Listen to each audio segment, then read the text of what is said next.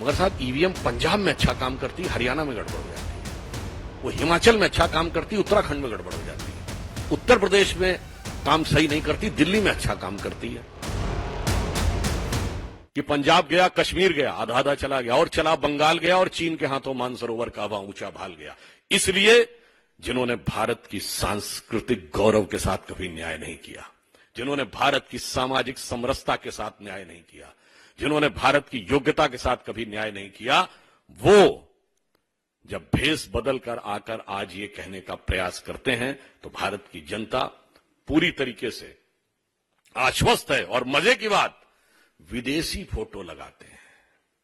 हाँ, विदेशी प्रभाव जो है वो कांग्रेस के ऊपर कितना गहरा हो गया है। और यहां मैं पुनः ये पूछना चाहता हूं कि चूंकि वो अभी तक ये बता नहीं पाते हैं कि उनके अकाउंट्स कौन डील करता है और ये फोटोएं कहां से आती हैं, इसमें विषय ये नहीं है कि फोटो गलत लग गई है, विषय ये है कि फोटो विदेश की लग गई है। ये गंभीरता की बात है। यानी अभी तक वो विदेश में जाकर भारत के विरुद्ध अपशब्दों का प्रयोग तो करते थे, मोदी जी से लड़ने के लिए विदेश में जाके गुहार तो लगाते थे, अब विदेश से उधार लाकर फोटो भी लगाने लगे हैं। मुझे लगता है ये अपने आप में और गंभीर प्रश्न खड़े करता है।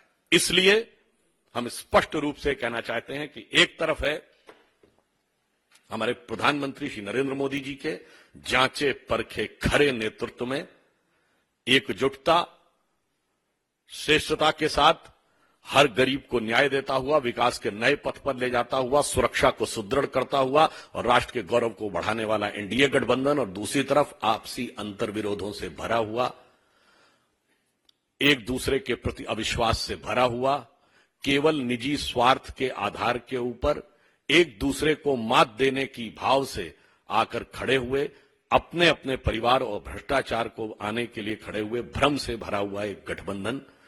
तो ये भ्रम का, झूठों का पुलिंदा और दूसरी तरफ भरोसे की गारंटी।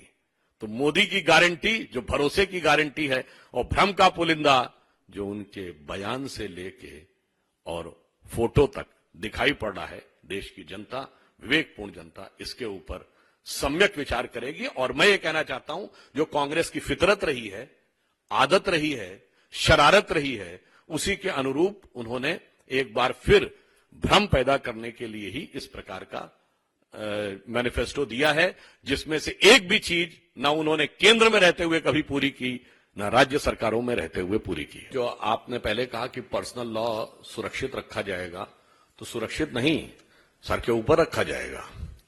क्योंकि मैं पुनः ये बात पहले भी कह चुका हूं, दोबारा कहना चाहता हूं, दुनिया में एक सेकुलर देश बताइए जिसमें सुप्रीम कोर्ट और शरिया में मतभेद हो जाए तो देश की संसद सुप्रीम कोर्ट के जजमेंट को रौंद कर पार्लियामेंट में शरिया को सर्वोच्च न्यायालय से ऊपर कर दे। शाहबानो केस 1985, स्वर्गीय राजीव गांधी प्रधानमंत्री थे और 400 की प्रचंड मेजॉरिटी थी, यानी राहुल गांधी जी के स्वर्गीय पिताजी के समय में।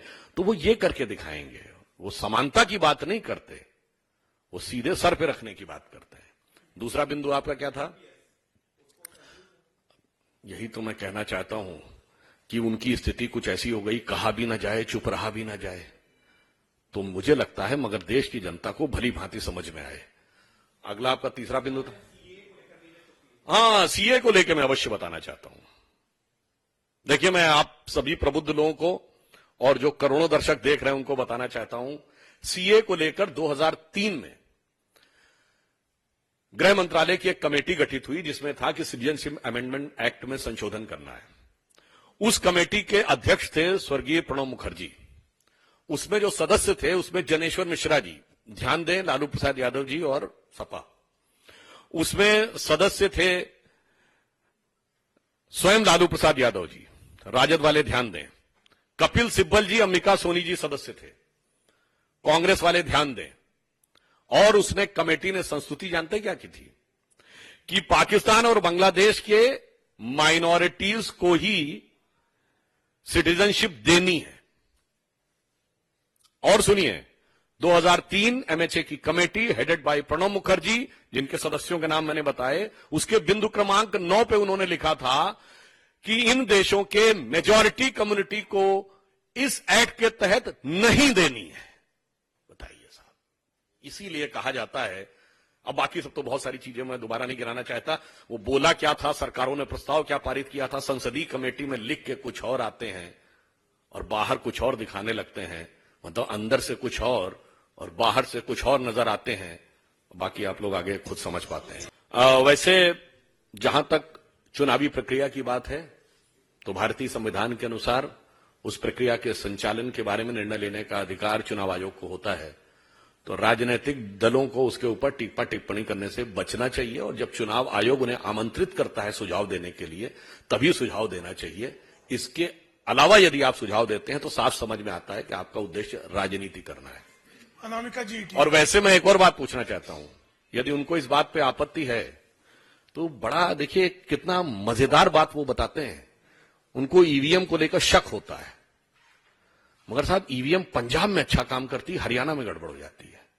वो हिमाचल में अच्छा काम करती, उत्तराखंड में गड़बड़ हो जाती है। उत्तर प्रदेश में काम सही नहीं करती, दिल्ली में अच्छा काम करती है। और राजस्थान में 2018 में सही काम करती, 2023 में गड़बड़ हो जाती है।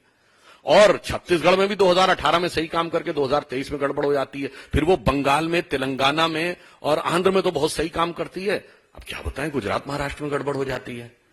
तो मुझे लगता है देश की जनता को यदि वो ये बताना चाहते हैं तो शायद इसीलिए उनको वो संज्ञा दी गई थी, जिस कारण जो अब औपचारिक रूप से बोलना उचित नहीं है। इशारों को अगर समझो, राज को राज रहने दो।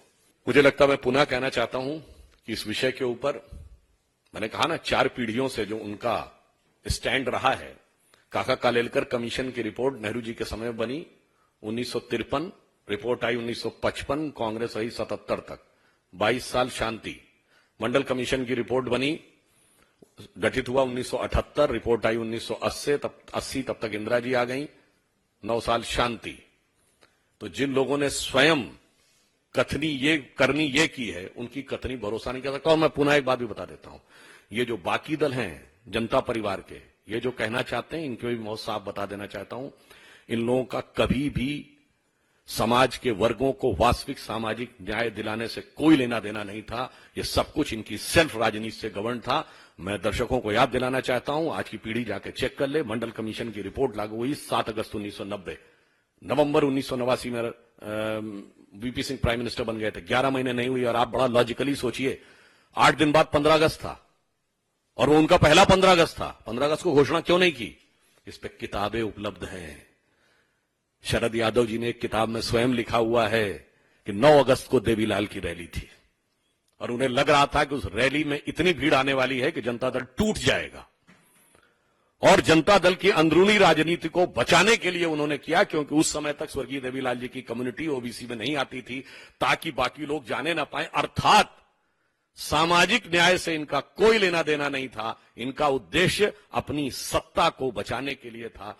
इसीलिए उनको वास्तविकता में न सत्ता मिली और न वो न्याय वास्तविकता में मोदी जी के नेतृत्व में हमने दिया है, व्यवस्थित ढंग से दिया है, सबका साथ सबका विकास के साथ।